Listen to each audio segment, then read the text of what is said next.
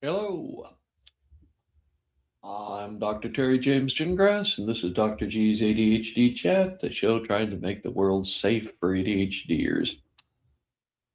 As I tell you almost every time, I'm a neuropsychologist in private practice. I'm also the father of a couple of ADHD people, and I have worked with ADHD for 40 plus years and, doing treatment, diagnosis, and so on. Today, this is the second in a three-part series about holiday stress. And we're going to talk a little bit about the causes of holiday stress. It's, it's like, how does it happen? How does it happen that what's supposed to be a holiday, a time of celebration, a time of gathering together and being thankful for what we've got and so on, um, it can cause so much stress, so much pain, so much. It's the time of year when uh, per number of people with not ADHD, a number of people with depression, with anxiety, uh, and marital discord and substance abuse issues. The numbers just multiply at this time of year. It's not a good time for a lot of people. For some of us, it's great. Love this time of year. Love all the Christmas carols. My only problem is that all the people who sing Christmas carols that I like are all dead. So there aren't any more new stuff coming out. But uh, okay, so stress. I said in the last episode, stress is a physiological response to a perceived demand. That's the simplest way to put it. It basically means that what your mind is saying, "Ooh, I got to do something about that." Your body responds, gets prepared. Unfortunately, at this time of year, your body gets prepared for an emergency, and none of this stuff is really an emergency. So your body is ready to go, kill the saber-toothed tiger or, uh, you know, well, anyway, it's ready for violent action, and that just never happens. We don't live in that kind of a culture anymore where there is a need for a uh, violent response. So we're going to do it by uh, broad categories. I'm going to start out with your body, your physiology. How does that get messed up by the holiday season? I mean, basically, it's diet, sleep, and demands. Okay. I mean, the diet stuff is all of a sudden we've got all these cookies and candies and cakes and pies uh, with whipped cream and syrup. And anyway, it's a lot, and it's not what we're used to. We tend to, well, I have got the mother of all sweet teeth, and I just, those little peanut butter cookies with the Hershey's Kiss in the middle. I'm all over those. But anyway, the deal is that all of us are there, and all of us are being tempted, uh, except I guess for there must be some people in the world who don't like sugar and don't like sweet stuff, but I don't meet many of them. So the problem with that, the high sugar stuff. I mean, almost all of those nibbles are packed with sugar. Problem with sugar is that it gets into your system very rapidly. Your blood sugar just goes shooting up. Sometimes you can feel it if you haven't done it in a while. All of a sudden, you can tell you got a whole bunch of sugar going through your system. Then what that does is signal to your body that it needs to do something to control that. So you get a whole big shot of insulin, which promptly eliminates the sugar. So you go from being hyperglycemic to being hypoglycemic. Neither condition is comfortable. When you're hyperglycemic, your body's vibrating literally and you're uncomfortable. When you go hypoglycemic, you don't have very much blood sugar. You're kind of woozily and kind of thing. And that's presupposing that all the systems are healthy and working the way they're supposed to. And the real deal is this whole spiking to dropping below the basement is like 20 to 40 minutes. And you're very uncomfortable in either extreme. So what do? Oh, you have another one. And you go through the whole thing again. And you feel uncomfortable. Oh, but there's another one. And so you keep doing that over and over and over again. And it wears your body out, for one thing. You don't have any energy. And it also makes you cranky, irritable. And then you can get into an argument with somebody about nothing. Okay. So the diet change. And then, of course, there's alcohol, which is more abundant for most people this time of year than the rest of the year, I would guess. And the issue with alcohol is past a certain point, your normal thinking process is negatively impacted and you do stupid stuff that gets you into trouble. And that's, well, that increases your stress even more. But okay, when you have a mild amount of alcohol, one drink, say, a drink being 12-ounce beer, 4 ounces of wine, 1 shot of liquor, that you're just, your dopamine levels are increased and you just, life is good and da da da da da. But if you keep drinking, then eventually what happens is your body says, hey, we better not do this anymore. And instead of increasing dopamine, it decreases dopamine. So 1 or 2 drinks is plenty. Okay. So I want you to think about all the dumb things you did when you were 20 years old or whenever it was when you really started drinking and started experimenting and learned that, whoa, this stuff you got to be careful with this stuff. You can't just do it as much as you want to because it will hurt you. I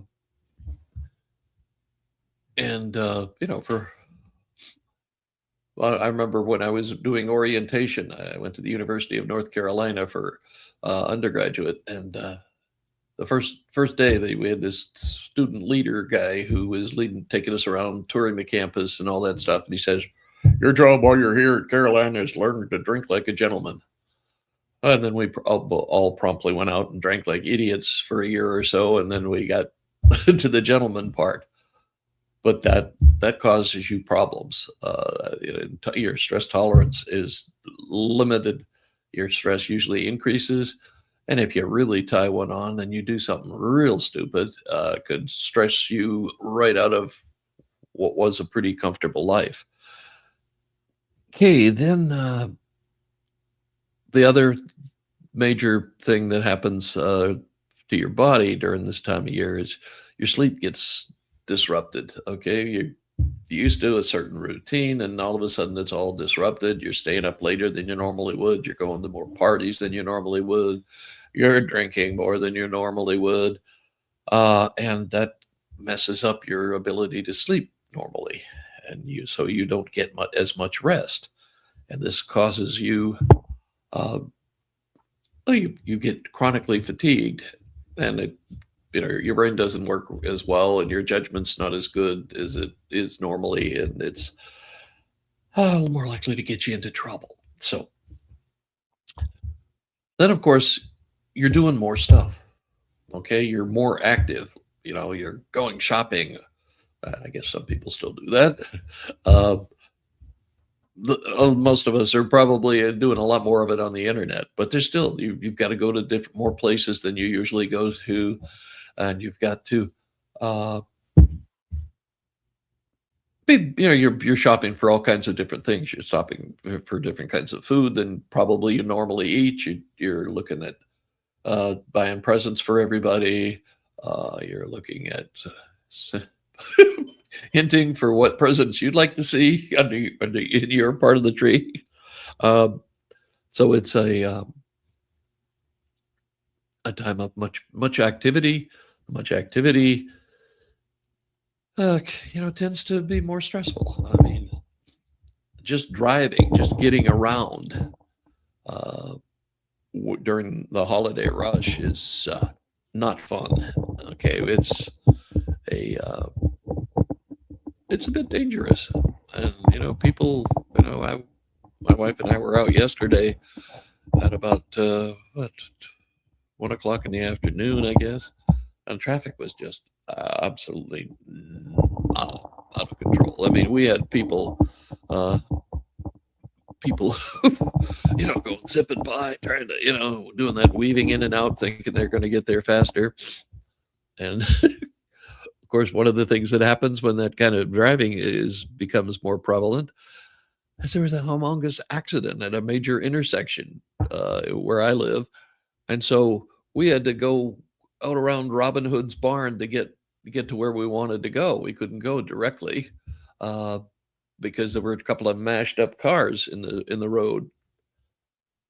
Anyway, so you get a whole bunch of people, all of them trying to get stuff done, all of them trying to do uh, all kinds of stuff that they don't normally do, and a lot of them are not happy about it. It's well documented that the human nervous system is not really designed for stop and go traffic. We don't Our brain isn't wired that way.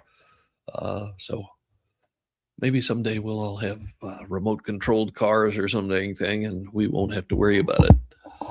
Okay, next now that's body stuff. Now thinking stuff. This will get you. Most of stress is about the way you think about things or the way you expect things to be. We all go into the holiday season thinking, oh, what a wonderful time of year. Oh, we'll all be gathered together. It'll be wonderful. We'll be seeing people we haven't seen for a while. Da da da da da. Anyway, our expectations are rarely met. Something gets in the way.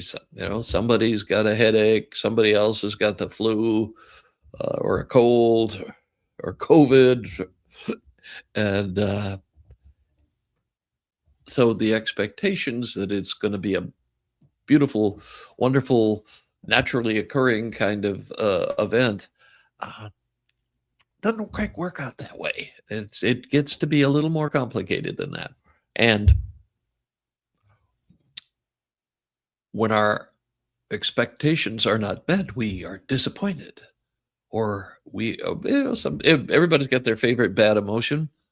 For some of us, it's impatience. For some of us, it's anger. For some of it's sadness. For some of it's anxiety and fear. But we've all got one. Oh, guilt. I forgot guilt. How could I forget guilt? Anyway, so it is a problem that when we are disappointed, we will tend to go to that favorite bad emotion, and that's not our happy place.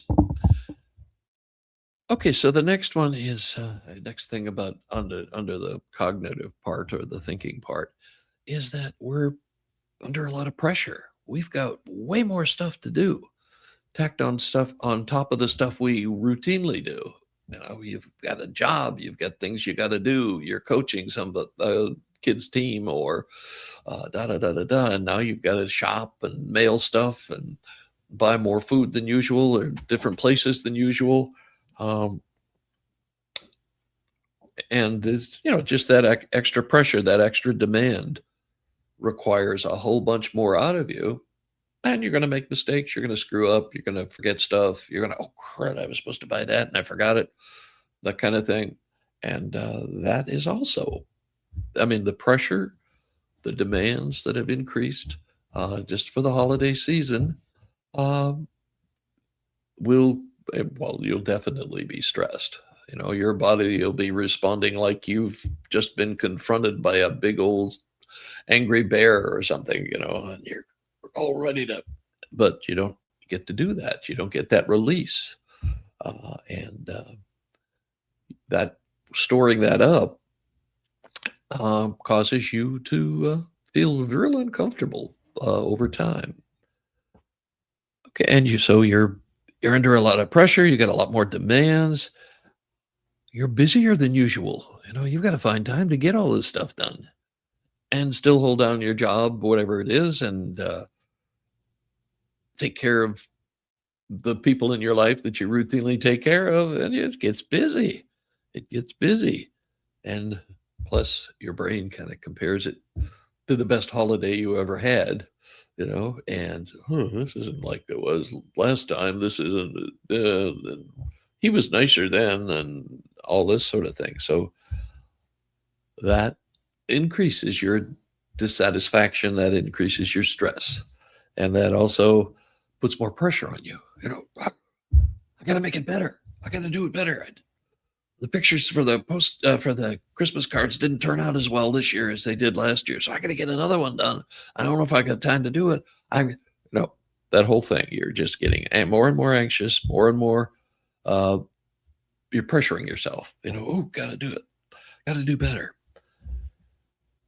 And then on top of that, your emotions, whatever, you know, I talked before about favorite bad emotion. It's not like it's actually a choice, you know, it's just it's one of those things that developed over time. But your emotions can be stressful. Your emotions are the result of your stress. And so your anxiety, if you already are prone to anxiety, it'll get worse during Christmas. If you're already prone to depression, it'll get worse during Christmas. And many people, this is the time when you start counting your losses. You know, oh, I wish Dad could be here. He used to really enjoy Christmas, uh, but he's not here. He died. Um, and you start thinking about all your losses. You know, all the relatives that have died and that won't be able to go to the gathering, the family gathering, the clan gathering, whatever you call it. So there's this sense of loss that gets exaggerated a little bit. And then, you know, all of the demands require you to be active. They require you to do stuff.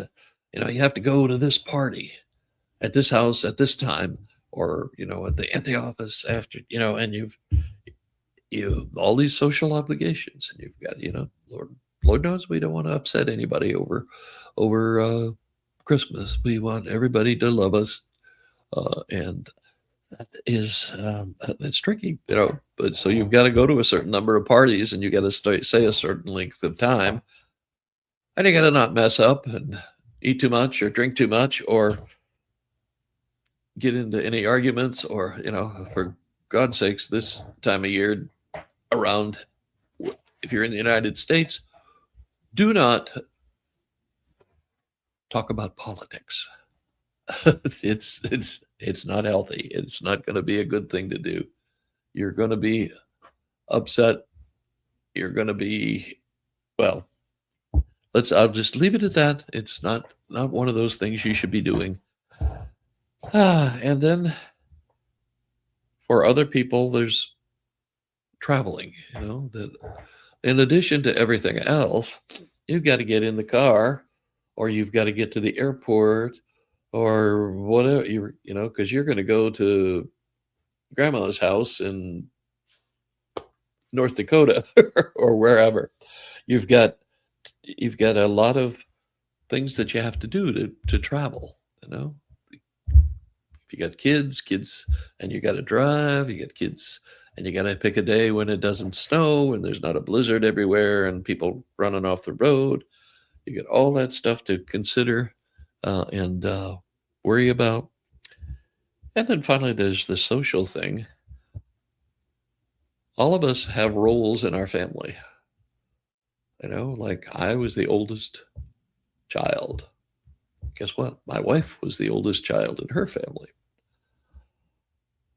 There are certain things that happen because you're the oldest child. And then there's the youngest, and if you're familiar with birth order analysis kinds of things, the oldest are dependable, responsible, reliable, a little pedantic, a little more likely to have had to be in charge of the younger ones when mom and dad weren't around. The youngest one gets by being cute and always gets by being cute, even when they're 40 years old. Uh, and sometimes those roles they're not what you're used to anymore. And sometimes that causes friction. The old, I said it in the last uh, show I did, that you choose your friends, you don't get to choose your family, but you're supposed to automatically like each other because you're kin. It doesn't always work that way. And especially there's always that one uncle that's got these crazy theories about life in general and sometimes specifically politics. But again, don't talk politics. Not now. Maybe in a few years, but not right now. Okay, and that's basically what you get is that you're not you're not